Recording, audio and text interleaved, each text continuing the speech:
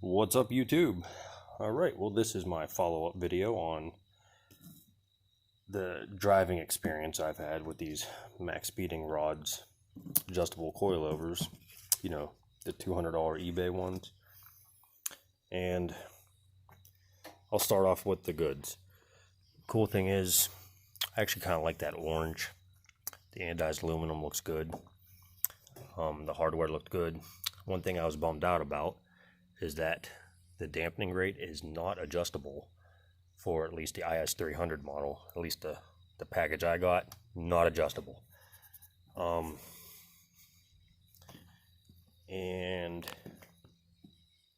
they worked to lower the car, front and back, you know, no problem. But I did notice that there is something that they kind of forgot with the hardware. I don't know if I'll be able to show you.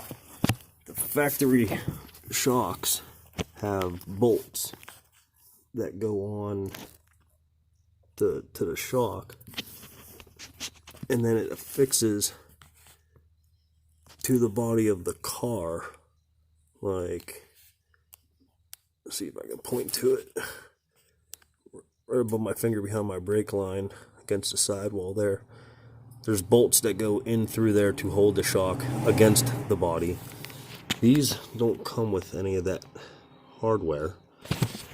And also, on the fronts, the factory struts have a clip that goes on the ABS line that hold them to the strut. These do not have them either. The fitment wasn't bad, but I've got to say that I'm not impressed with them. I mean, they work. They were better than drive around with what I had on the car, which was blown out shocks. But these feel pretty similar to being blown out.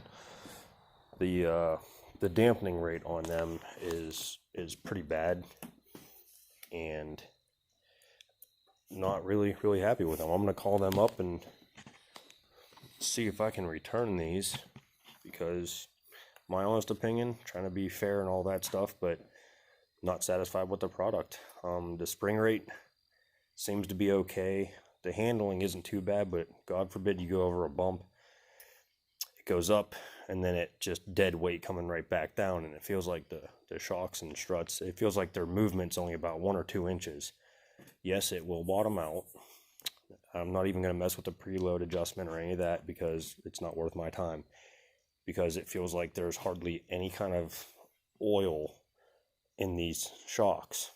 So it's a little bit of a bouncy ride. The dampening is, like I said, it's pretty bad. The kind where if you hit little bumps going around the bend at medium speeds, 30, 40 plus, the car is going to want to skip. It just doesn't want to hug the road at all. So, though I don't like to give any kind of negative reviews or anything like that, but I wouldn't worry about spending money on these, at least for the IS300. Since they're non-adjustable, it feels like you're driving around on blown out shocks with how bouncy the ride is and how that doesn't want to really stick to the road. But I guess I'll end this and catch y'all next time. Thanks for watching.